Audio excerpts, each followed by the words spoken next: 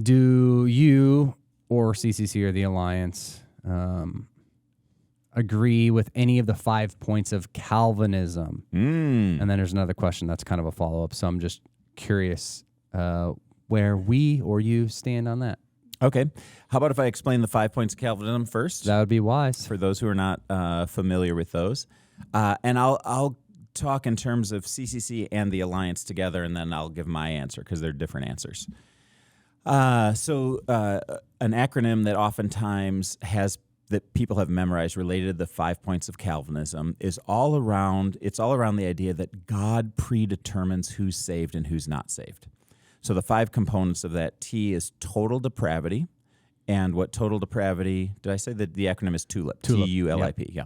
So T is total depravity.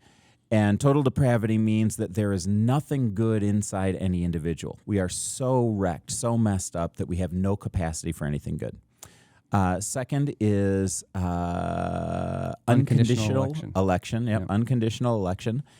And unconditional election means when God chooses who's in and who's out, we have no ability to re-choose any of that. There's no freedom of choice that's involved in that. God has a list of people who are going to get in, and those people are going to get in, and anyone who's not on that list is not going to get in. L is limited atonement, and that means that Jesus only died for the people who are on that list. Jesus didn't die for everybody. Jesus died for some of the people, those who are the elect. I is irresistible grace. And irresistible grace means if God's going to extend his love and his power to you, you have no ability to say no to that. There's no choice in that. It's irresistible.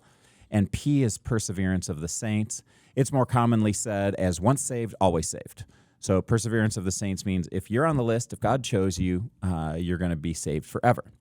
Now, you can see, as you think about that, all 5 of these hang together. They hang together really, really well, actually, as a system. That if there's nothing good in you, then of course you have to be picked by God because there's nothing in you that could freely choose for God. Limited atonement makes perfect sense. If Jesus died for everybody, then that doesn't make sense in this paradigm. He only died for part of the people. Irresistible grace, you can't choose. And then if God picked you and you couldn't pick yourself anyway, then it's going to last forever and ever. So within the Christian Missionary Alliance, and Christ Community Church is the same as this, we have 5-point Calvinists. And we even have churches that would be 5-point Calvinist churches in the Christian Missionary Alliance. We would have a broad spectrum of people who are welcome, both in the church and in the CMA.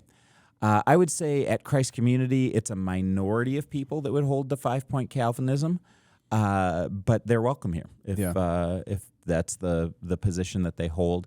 Usually people that are 5-point Calvinists are pretty strict about going to churches that are 5-point Calvinist churches as well. So it's not that they're not welcome, but they usually self-select into churches that match their current belief system rather than challenge their current belief system. But from our perspective broadly, they're welcome. There's Calvinist churches in the Alliance, and we just don't make a big deal out of it. From my personal perspective, I buy 0 of the 5 points of Calvinism, and I'll give you a couple of reasons why on that. Under total depravity, we're made in God's image. So if we're made in God's image, then there is something that is good inside of us.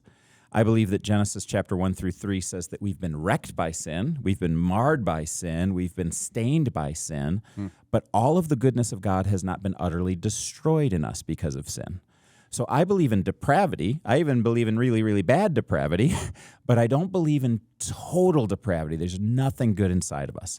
In fact, you can see examples of goodness shining through people who are non-Christians all the time. Yeah. You can see beautiful art, beautiful architecture. You can see people who will sacrifice their lives on the field of battle because they love a friend so much. You can see people who are really good parents. You can see all kinds of markers of beauty that's a part of the human experience. And I just think the idea of total depravity doesn't match human experience and it doesn't match the Bible.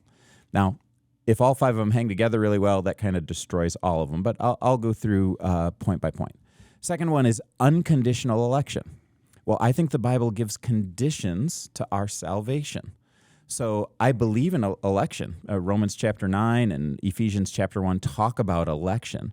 But the question is election dependent on our willingness to choose to follow Jesus, or does election precede our decision to follow Jesus? Romans chapter 8, I think it's verse 29, says, those God foreknew, he also predestined. And I think foreknowledge in Romans precedes predestination. And because of that, the Bible teaches over and over again, whoever believes is saved. Whoever believes won't be condemned. Yeah. You want to add anything on that one? No, I think it's good. Yeah, whoever believes won't be condemned. So the condition is it's faith or belief. And you can find 100 references in the Bible about faith and belief being a condition. Limited atonement, you just go to classic John 3:16, for God so loved the world that he gave his only son. It doesn't say for God so loved the elect, or for God so loved part of the world, or God so loved the list. It's God so loved the world, and then it's a whoever believes. So that kind of wrecks the idea of a list. Irresistible grace, we see all kinds of people that Jesus is reaching out to that walk the other way, and that's when Jesus was present here in this world.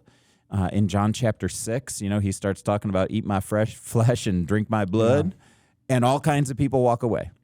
Or there's the rich young ruler who Jesus is really gently extending the kingdom of God towards. He says no. The thief on the cross, one says yes, one says no. So I think that grace is resistible by people who care more about their selfishness or their sin or their agenda or their worldview. They can resist the grace that's being offered to them. And then finally, perseverance of the saints. Again, it holds well with all of the rest. It doesn't hold well if you take those away. So we see examples of people, particularly in 2 Timothy, there's 5 examples of people who lost their salvation. There's warnings that come from Jesus about persevering and not only believing in him, but he who stands firm to the end will be saved. There's an awful lot of Pauline phrases that will say, you will be saved if... and there's a kind of a perseverance that goes along with that. Now, it doesn't say if you don't, you're not going to be saved, but there is that implication that's behind the scenes. You add all of those things together, and I would say, biblically, I can't go with any of the 5 points of Calvinism, which is one of the reasons why 5-point Calvinists don't love coming to Christ Community Church, but they're welcome here if they want to be here and say we can have a spirited dialogue about these things. So the other side of the equation, or the label that's there, is Arminian. Mm-hmm. So would you say you're a 5-point Arminian? Yeah, I wouldn't say I'm fully Arminian, but a 5-point Calvinist would say I'm fully Arminian because I reject all of the principles that they have there. I think that there are some dangers of Arminianism. So Arminianism would affirm that we have the choice, that evangelism matters, that prayer makes a difference, that you can lose your salvation, etc. And the danger of that is that we become too self-aggrandized, that we think that it all depends on us. And you can have a massive amount of pressure, anxiety that like heaven and hell hangs in the balance and how good I am at sharing my faith. That can be utterly debilitating, and that's a valid critique of Arminianism. So what I would say is I have a high view of God's control of the universe and a high view of God's willingness to use us in the midst of that. A high view of both sovereignty and free will, and those are things that I hold in tension rather than buying one end of the spectrum or the other.